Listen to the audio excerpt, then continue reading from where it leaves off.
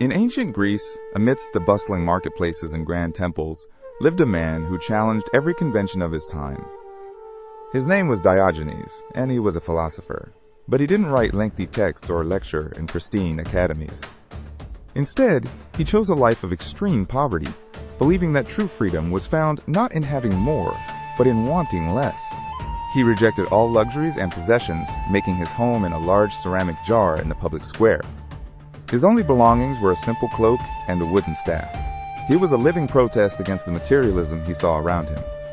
He earned the nickname the Cynic, derived from the Greek word for dog-like, for his shameless disregard for social norms.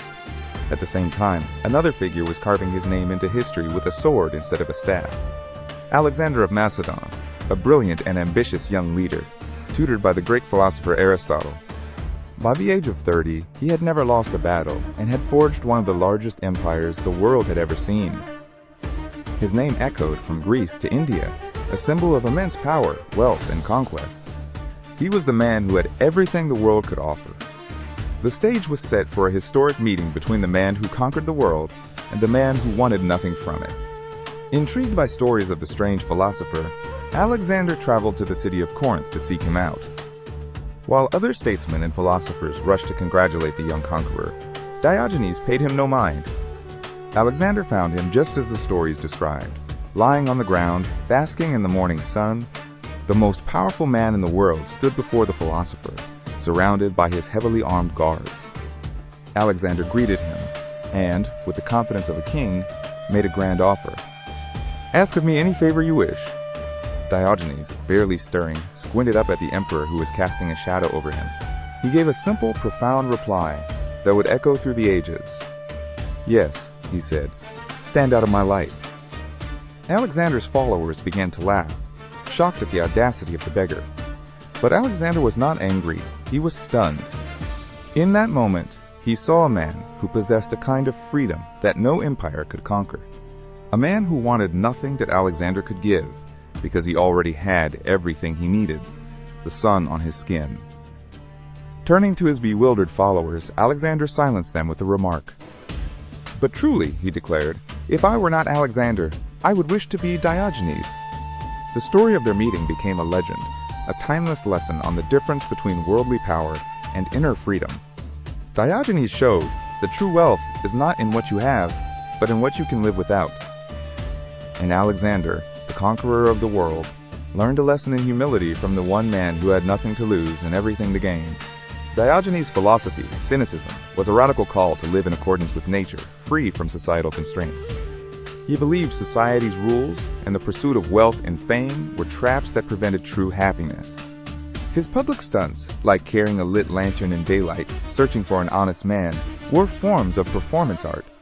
They were designed to shock people out of their unthinking conformity and provoke them to question their values. Alexander, on the other hand, embodied the very pinnacle of the world Diogenes rejected. He was a man driven by pothos, a Greek term for a passionate, insatiable yearning for what was just beyond reach. Even after conquering the known world, he reportedly wept because there were no more worlds to conquer. The encounter in Corinth, therefore, was more than a meeting of two men. It was a collision of two universes. The universe of absolute power and the universe of absolute freedom. Diogenes' request was not an insult, but a profound philosophical statement. It implied that the greatest gift the king could offer was to simply remove the shadow of his power. He was teaching the emperor that there are some things that power cannot give and should not take away. Alexander's admiration was genuine. He recognized in Diogenes a strength of character that rivaled his own military might. It was a kingdom of the self, a domain where Diogenes was the undisputed ruler. Some versions of the story add another layer to Diogenes' wit. When Alexander introduced himself as Alexander, the great king, Diogenes supposedly replied, "I am Diogenes, the dog." He embraced the insult, turning it into a badge of honor, symbolizing a life free from artificial pretense. The story's endurance comes from its universal truth about the human condition. We all grapple with the tension between our material desires and our search for inner peace. Diogenes represents the radical idea that we can choose to be free from the endless cycle of wanting more. Alexander's reaction shows that even those with the most power can recognize the value of this freedom. His famous line, "If I were not Alexander, I would wish to be Diogenes," is an admission of this.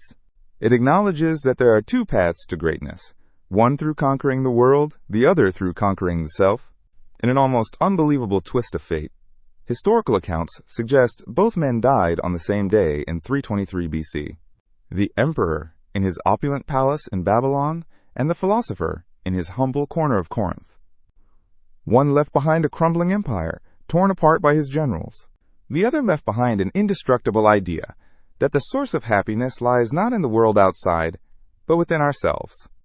The story of the homeless man who mocked an emperor is more than just a historical anecdote. It is a question posed to every generation, to every one of us. What is true power, and what is the price of freedom?